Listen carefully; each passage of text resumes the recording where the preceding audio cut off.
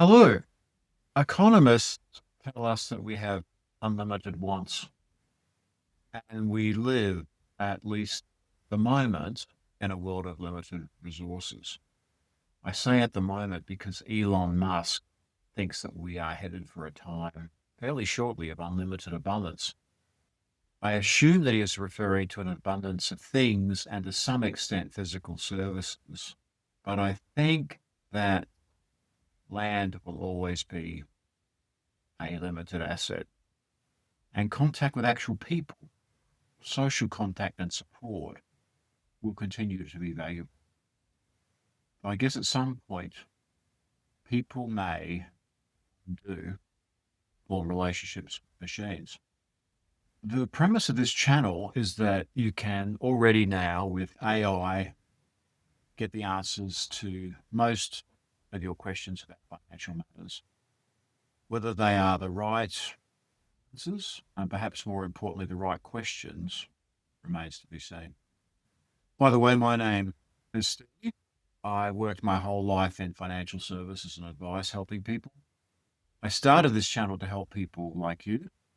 I believe that people always want to see and hear what other people are thinking and feeling about the world, in my case, through a financial lens.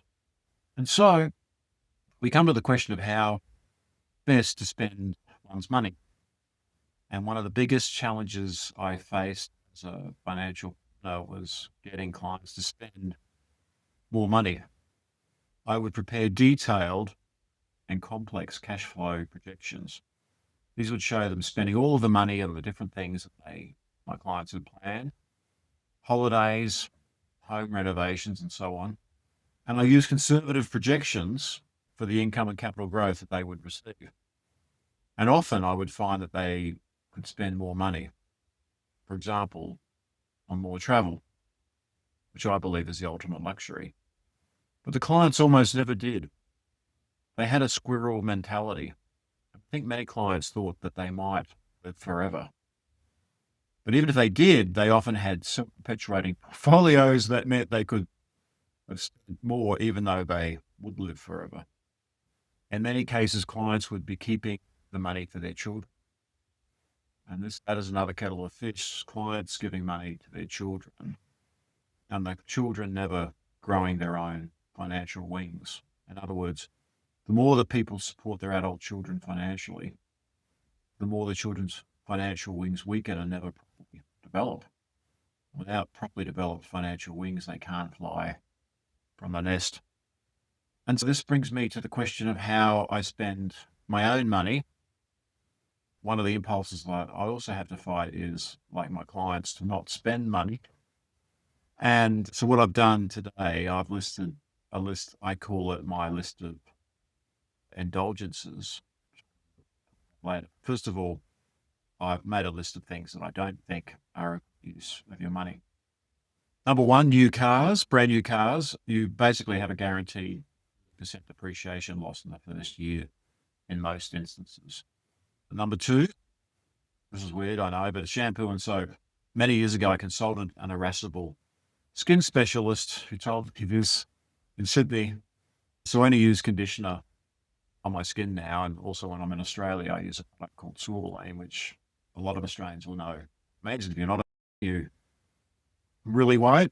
But I also now use an aqueous cream after washing, so your skin does dry out. Number three, most fast foods and poor quality. So in December, I gave up my Diet Coke addiction. I was spending quite a bit on that. I mostly don't eat meat these days unless I'm out at a restaurant. I might have a good steak, which is good for my wallet and also for the environment. Number four, alcohol. I stopped drinking 6 years ago. Hello to my ex-wife, by the way, and have come to enjoy it, having alcohol. This is not for everybody, but most of you, but I do think cutting back on grog is great for your health and great for your wallet, so minimize that. But number five, large homes. Another thing that many people do is buy and or retain very large homes or a lot of maintenance, often for children and grandchildren that never or rarely visit. So I Now, I don't have children, I must admit, but I've always only bought and owned smaller homes. 6, high-end hotels.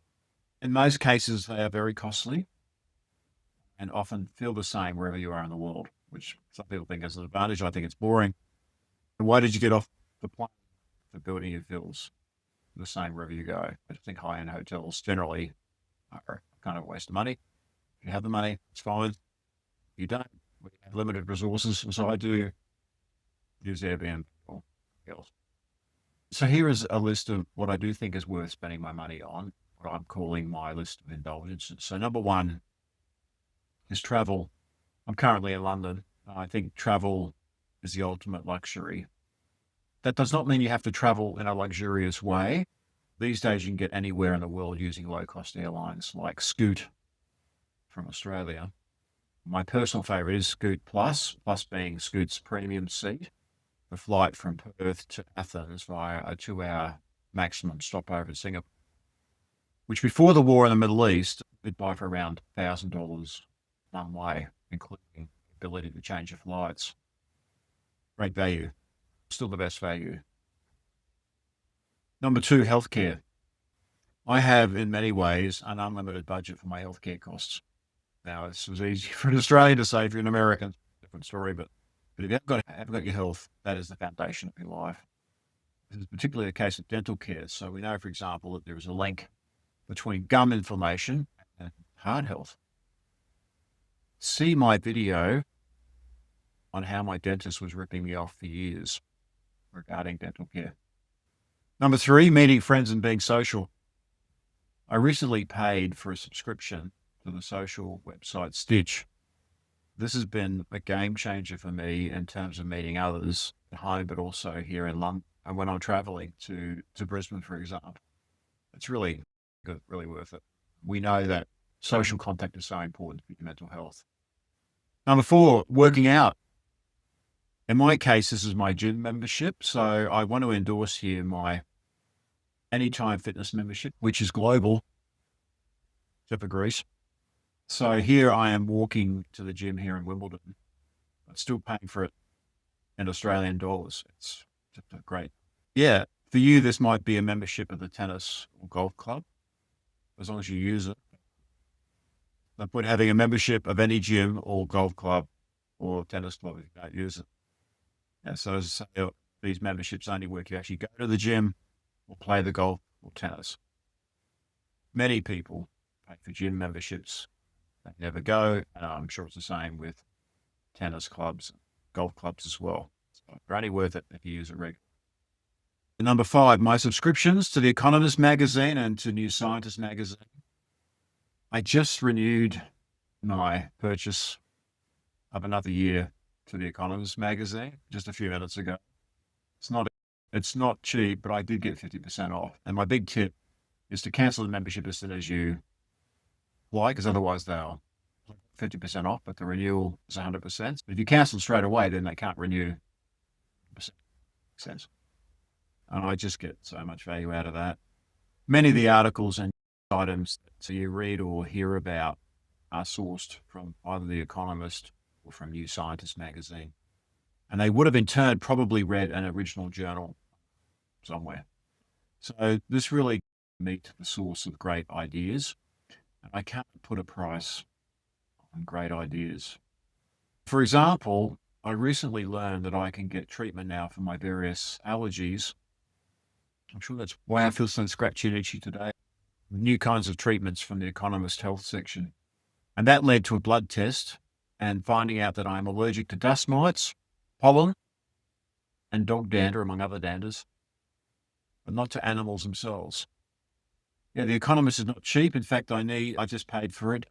In Australian dollars, it's 324, but I paid in pounds, so it's 134 pounds. The same, I'm sure, because I'm in the UK. Worth every cent. As I say, do not let it auto-renew under any circumstances. The key is to cancel subscription as soon as you get it, because then I would have to pay 649 Australian dollars if I was home. I love it. But an Economist magazine, if you're watching, you probably aren't, but if you are, why do you do this? Just give people the lower price. A rip-off. Strange. Very strange. Number 6, experiences. This often doesn't cost so much money. I really enjoy hiking, my hiking group in Adelaide, for example, and I am more than happy to spend my money on the petrol to get there, the pub or cafe afterwards. I think those organised hikes might be worth the money for those short on time, where you pay for someone to organise it. But in my own case, I'd rather self walk. The most critical part of any walk is the post coffee or drink coffee, drink cafe or pub afterwards. Number 7, starting a self actualizing business like this YouTube channel or writing a book. This is not so much a cash expense as an opportunity cost. For me, working for someone else now with a safe, guaranteed income, being an employee would be a bit hard. So I'm trying to avoid that. So if you want to help me, please subscribe. 8, fruit and jam here now. I know this sounds a bit weird, but when I'm shopping here in London, I do all my shopping at Aldi and at home. I good quality jam, and I have to go to jam. The jam in Aldi is too jammy, not enough fruit. And my final indulgence is pomegranate tea, which is made by T2 in Australia, and I had to actually get imported. So that's something I make up each night, once a week or so, and put in the fridge. It's me, particularly since I've given up drinking Diet Coke, pumping pomegranate is a great substitute, along with zero beer, which I get from Aldi as well here, which I can't get in Adelaide. Crazy. So I really think if you want to know what a person values, look at what and how they spend their money and use their time. What do you think? Are my priorities right? What are your indulgences? Please let me know in the comments. Peace and love to you all.